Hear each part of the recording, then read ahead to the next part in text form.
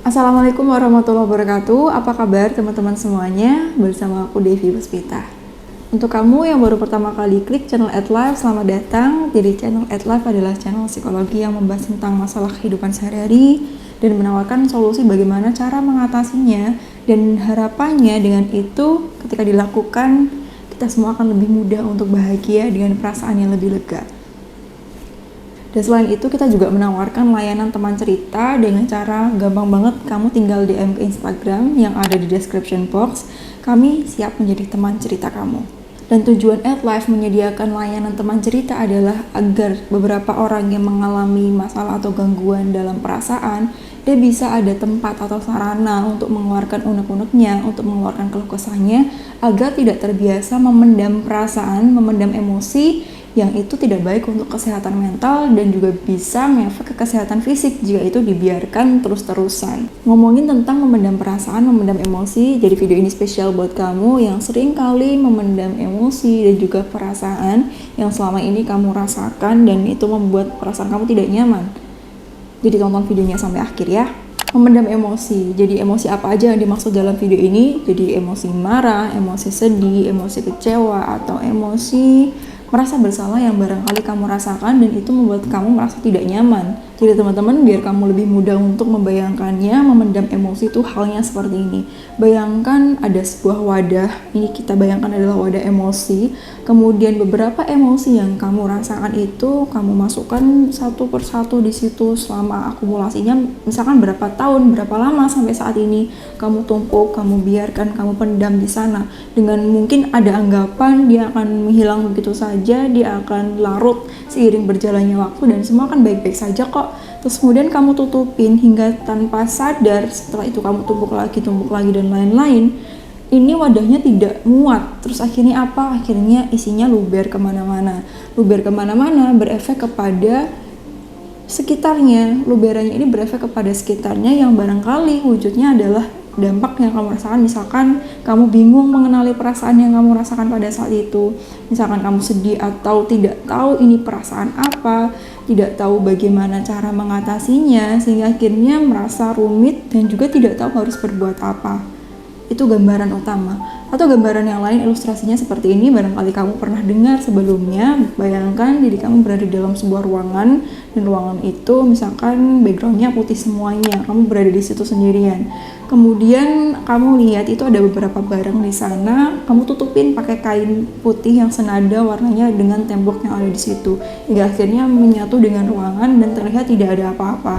Kemudian ada barang lagi, kamu tutupin lagi tuh pakai kain yang sama, warnanya sama dengan tembok sehingga tidak terlihat lagi, hingga tanpa sadar barang itu banyak, kamu tutupin semuanya, dan ketika kamu berjalan ruangnya penuh, kamu nggak sadar menginjak sesuatu dan itu membuat kamu sakit. Tapi kamu merasa ini kenapa saya tidak tahu, padahal di sini tidak ada apa-apa karena kamu tutupin tadi. Jadi seolah-olah nggak ada apa-apa, padahal di situ ada beberapa tumpukan barang yang seharusnya kamu keluarkan. Seperti itu. Nah, bagaimana cara mengatasinya dan apa dampaknya jika ini terus-terusan dilakukan? Yang pertama tadi, kamu jadi sulit mengenali emosi yang kamu rasakan. Ketika kamu sedih, kamu tidak tahu ini perasaan apa, atau kadang-kala kamu merasa bingung dengan apa yang kamu rasakan, atau perasaan hampa dan lain sebagainya. Itu sebagai efek dari beberapa hal yang telah kamu lakukan sebelumnya, yaitu memendam emosi-emosi yang kamu rasakan. Lalu apa yang harus dilakukan untuk mengatasinya? Karena tentu itu tidak nyaman ya. Bagaimana cara mengatasinya? Jadi teman-teman, yang pertama, kamu perlu yakin bahwa setiap masalah yang kamu hadapi, setiap masalah hidup yang kita punya itu pasti ada solusinya. Jadi yang pertama, kita perlu memproses emosi yang kita rasakan. Jadi tadi dia menyebabkan bingung, menyebabkan galau, sedih dan lain sebagainya, itu dikarenakan dia masuk, ada trigger, dia masuk kemudian tidak diproses sehingga dia ditumpuk di gundukan barang tadi yang kamu tutup pakai kain atau di wadah yang sebenarnya udah penuh tadi. Nah, cara mengeluarkannya adalah kamu memprosesnya terlebih dahulu. Nah, bagaimana cara memprosesnya? Untuk memprosesnya, kita perlu tahu dulu ini emosi apa ya yang aku rasakan ya. Jika kamu belum mengetahui atau belum kenal jenis emosi apa yang kamu rasakan pada saat itu, maka yang perlu kamu kenali lebih dulu adalah apa pemicunya. Kamu lihat apa pemicunya, apa yang menyebabkan itu muncul. Jadi setiap emosi yang kita rasakan itu pasti ada sebabnya. Misalkan Orang bahagia, orang senang itu pasti ada sebabnya, ada pemicunya. Dia dapat sesuatu misalkan, dia mencapai sesuatu atau apa.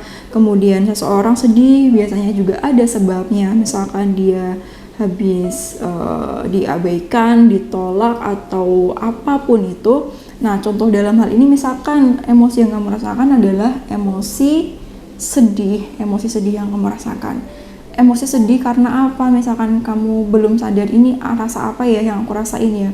Terus kemudian kamu bisa mengenali pemicunya. Misalkan ada pemicu yaitu kamu diabaikan, kamu ditolak sehingga kamu merasa tidak diterima dan itu membuat kamu merasa sedih. Nah, ketika kamu mengenali apa itu pemicunya, nah kamu kan udah ngerasain itu emosi sedih ternyata yang aku rasakan. Maka setelah itu kamu akan lebih tahu bagaimana cara mengatasi emosi sedih yang kamu rasakan. Dengan cara seseorang jika sedih, apa yang harus dilakukan? Dia mencari cara bagaimana untuk mengatasi kesedihannya. Kalau kesedihannya karena ditolak tadi, karena diabaikan tadi, berarti yang harus dilakukan adalah mengubah cara pandang dia atas penerimaan penolakan yang dia terima.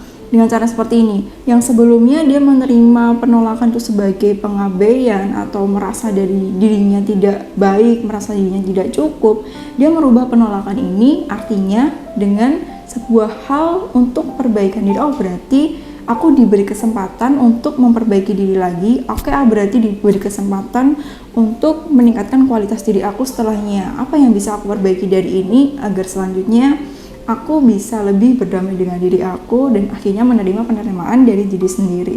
Karena emosi yang dirasakan oleh seseorang, senang, sedih, kecewa, dan lain-lain, itu bisa berasal dari cara pandang seseorang terhadap sesuatu. Kejadian yang sama belum tentu menghasilkan emosi yang sama. Misalkan ada dua orang, kita ambil contoh perasaan sedih tadi akibat penolakan.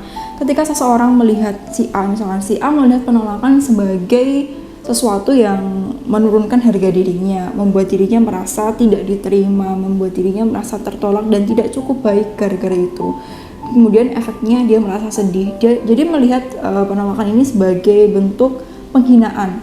Kemudian si B melihat dia mengalami kejadian yang sama, tapi dia memilih melihat penolakan ini sebagai evaluasi diri, sebagai sebuah hal untuk memperbaiki dirinya, sebagai alasan dia untuk meningkatkan kualitas dirinya. Oh, berarti ada sesuatu yang perlu aku perbaiki dan aku perlu meningkatkan kualitas diri aku lagi. Jadi penerimaan di A adalah penghinaan, tapi penerimaan si B adalah motivasi. Efeknya juga akan berbeda sekalipun kejadiannya itu sama persis. Seperti itu teman-teman. Jadi itu, ketika kita sudah tahu pemicunya apa, kemudian emosi yang kita rasakan itu emosi apa, maka kita akan lebih mudah untuk mencari jalan keluarnya gimana. Contohnya lagi adalah ketika seseorang sedang sakit. Ketika seseorang sedang sakit tapi dia tidak mengakui kalau dia sedang sakit, maka niat dia untuk mencari obat atau mengatasi sakitnya bahkan bisa tidak ada karena dia tidak sadar kalau dirinya sakit, karena dia akan merasa aku nggak apa-apa kok, aku baik-baik aja, sehingga obat apapun yang dikasih kepadanya dia tidak akan mau minum karena dia merasa dia baik-baik saja padahal dia sakit. Beda lagi sama orang yang sakit, kemudian dia sadar gejala-gejalanya, kemudian dia tahu sakit yang dirasakan itu apa, maka orang itu akan lebih mudah untuk cari obatnya. Misalkan dia sadar kalau dia sedang kena flu, maka dia akan cari obat flu, seperti itu. Atau dia akan cari solusi dengan cara ke dokter misalkan, karena dia sadar dirinya sakit. Jadi yang harus dilakukan apa agar perasaan kita dapat teratasi dengan baik, agar ada proses terhadap emosi negatif yang kita rasakan biar gak numpuk-numpuk, biar gak bikin galau, pusing, overthinking, atau beberapa perasaannya gak nyaman yang kamu rasakan. Jadi yang pertama, kenali emosinya. Kenali dulu emosinya. Jika kamu udah kenal, maka akan lebih mudah untuk mengatasinya, lebih gampang untuk cari tahu apa yang cocok untuk dilakukan. Jika kamu belum mengenalinya, jika kamu belum mengetahuinya, coba lihat apa pemicunya, coba cari tahu itu. Kemudian yang kedua, lakukan cara yang cocok untuk mengatasi emosi yang sudah kamu kenali. Jika kamu tahu bagaimana cara mengatasinya, bagus, kamu bisa melakukan itu. Jika kamu belum tahu caranya seperti apa, aku ngerasain ini nih, tapi apa yang harus aku lakukan ya, aku nggak tahu harus gimana. Kamu bisa cari solusi dengan konsultasi psikologi online misalkan. Banyak sekali beberapa platform konsultasi psikologi online yang bisa dipercaya dan kamu bisa konsultasi di sana untuk mengetahui jawaban dari pertanyaan yang kamu miliki. Aku harus apa ya ketika aku ngerasain emosi ini? Misalkan aja kamu bingung merasakan tertarik sama seseorang but you don't know how to overcome it, kamu tidak tahu bagaimana cara mengatasinya, kamu juga bisa konsultasi di sana. Itu karena mungkin beberapa orang mengetahui emosinya itu apa, tapi tidak tahu apa yang harus dilakukan untuk itu. Atau kamu bisa curhat ke layanan teman cerita kami, kamu bisa DM di Instagram yang linknya ada di description box, kamu tinggal DM aja dan gratis. Kemudian yang ketiga, setelah kamu mengetahui atau tahu caranya seperti apa, kamu perlu percaya, kamu harus percaya terhadap cara yang kamu lakukan, terhadap proses yang kamu lakukan untuk mengatasinya, agar itu lebih powerful. Karena ketika kamu tahu caranya, namun kamu ragu, ini berhasil atau enggak ya, ini apa bisa mengatasi emosi yang aku rasakan dan selama ini bikin aku nggak nyaman enggak ya, kamu tidak percaya itu dan kamu tidak yakin itu juga akan mempengaruhi hasilnya seperti apa. Jadi seperti itu. Jadi selain kita berusaha, kita juga wajib berdoa in every kind of situation atau masalah apapun yang kita punya. Karena setiap masalah hidup yang kita punya itu pasti ada pesan di mana kita diminta untuk mengambil pelajarannya, hingga akhirnya setelah kita dapat pelajaran kita jadi lebih kuat. Jadi seperti itu ya teman-teman. Sampai jumpa di video selanjutnya bersama aku Devi Puspita. Ingat, setiap masalah hidup yang kita punya itu pasti ada solusinya. Sampai jumpa bersama aku Devi Puspita di next video. Wassalamualaikum warahmatullahi wabarakatuh.